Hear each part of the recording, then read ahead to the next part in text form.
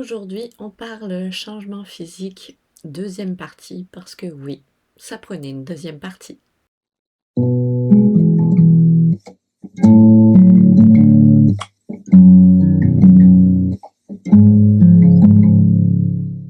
Bonjour tout le monde, dans cette série Au pays d'Aglaé et du cancer, on parle des changements physiques, deuxième partie, le retour. Pourquoi? Parce que naïvement, je pensais, moi, que quand les cheveux repousseraient, quand les sourcils repousseraient, quand les cils reviendraient tranquillement, je pensais que ça serait facile et que ça se ferait tout seul. Mais finalement, c'est aussi, peut-être pas aussi confrontant que quand on les perd, mais quand ils reviennent, il y a quelque chose de bon parce que ça veut dire que la chimio est finie, en tout cas celle qui faisait tomber les poils est finie.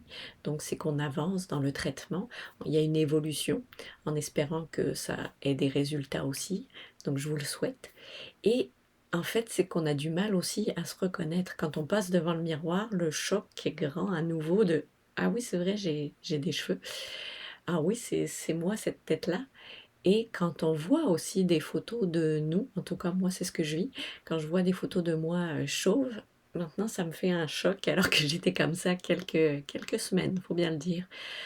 Donc je pensais que tout se ferait en douceur, mais en fait le parcours du cancer, c'est de l'adaptation tout au long. Donc nos capacités d'adaptation sont sollicitées quasi non-stop.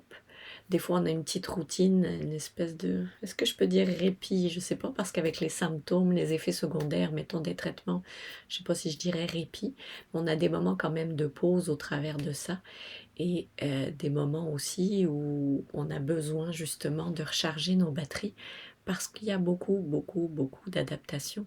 Et comme je vous dis, je pensais pas que avoir les cheveux qui repoussent, ça serait comme une adaptation à faire aussi parce qu'il y a comme quelque chose de très différent.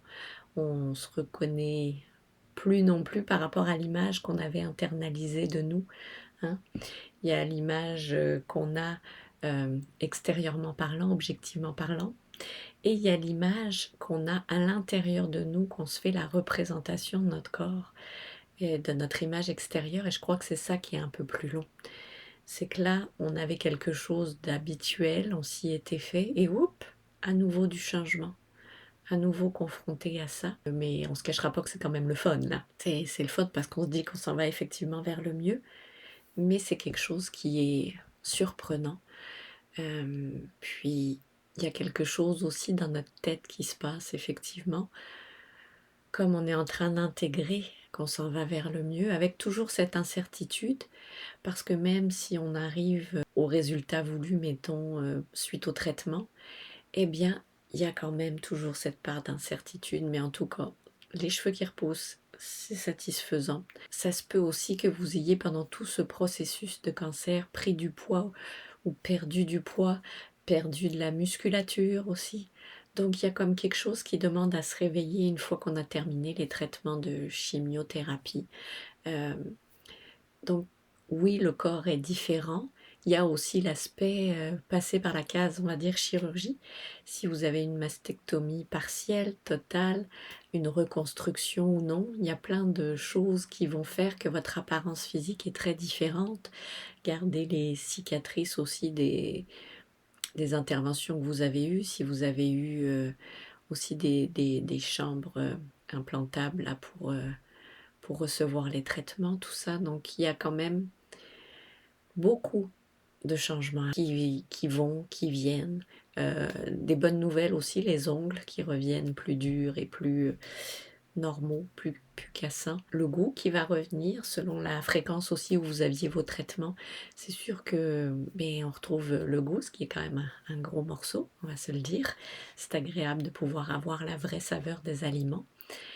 Donc il y a plein de changements qui nous arrivent et autant d'un bord que de l'autre, ça sollicite des capacités d'adaptation et c'est pas aussi évident qu'on pourrait le croire. C'est pas pour vous faire peur, loin de là. On passe au travers, c'est juste que c'est un effet un peu inattendu. Et je dirais qu'il y avait beaucoup de naïveté, je pense, de ma part dans tout ce processus, fait qu'à chaque fois je suis comme oh ok, il y a ça de nouveau, oh puis ça aussi, il faut faire avec. Je vais composer au mieux avec ça. Donc puis la réaction de l'entourage aussi qui vous voit, puis qui trouve que ça pousse donc ben vite de semaine en semaine. Beaucoup de changements, beaucoup d'adaptations. Vous pouvez y arriver, on passe tous par là. Puis le monde peut vous trouver courageux, mais souvent ce que je dis c'est, beh, c'est que j'ai un chemin, une direction et c'est celle-là que je vais suivre parce que les autres options sont pas tant tentantes. Beh, je vous dis à une prochaine, n'hésitez pas à partager si vous pensez que ça peut aider, à commenter si vous aussi vous avez vécu des choses de même là et puis, beh, c'est ça, on se retrouve pour une prochaine. Ciao!